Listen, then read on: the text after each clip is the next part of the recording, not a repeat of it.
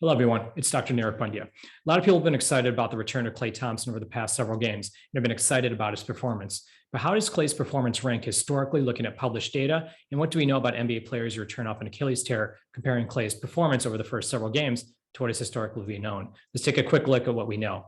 The first important thing to understand that even though Klay Thompson has returned off of two devastating injuries, even when players tear their Achilles tendon, there is about 20 to 30% of players who won't even return to play another game.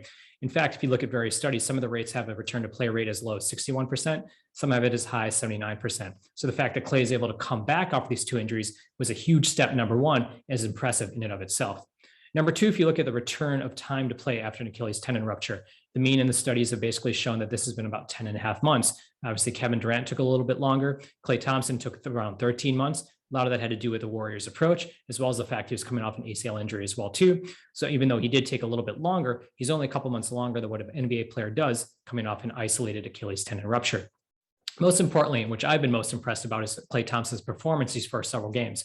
Obviously, he looks like he's moving very well. He seems very comfortable. He's added some new components to his game. But when you actually look at his statistical performance in terms of player efficiency rating, he's actually at 18.4 currently after his last set of games. His career average is 16.4. Now, the most amazing thing about this is if you actually look historically at NBA players who've torn their Achilles, they actually have a drop in their PER of 2.9 to 4.4 points based on what study you look at. The fact that Klay is actually above his career average puts him in the realm of Dominique Wilkins, Rudy Gay, Kevin Durant in terms of an excellent performance coming off an Achilles tendon rupture and only in a short set of games, which is amazing given the fact that he's also a player who had two injuries back to back.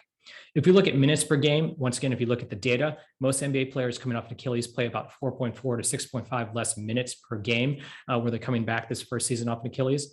Klay most recently was playing around 30 minutes per game, which was the new basic restriction the Golden State Warriors giving him. His career average is right around 33 minutes a game. So even after this first 10 to 11 game stretch that Klay has played, he's almost up to his career average in terms of minutes.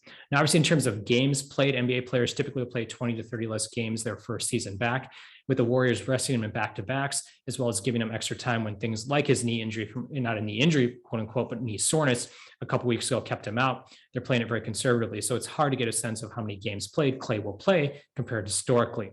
But most importantly, when we look at Klay Thompson's performance, number one, the fact that he made it back is very historic. Number two, his player efficiency rating is much higher than most players who come back from an Achilles tendon rupture. It is actually higher than what his career average has been. And his minutes per game is actually very close to what he's played historically in just a short subset of games. I think it's important to understand Klay's performance in the context of data. He's doing amazingly, and I think he'll only continue to improve as the season goes on. Thank you.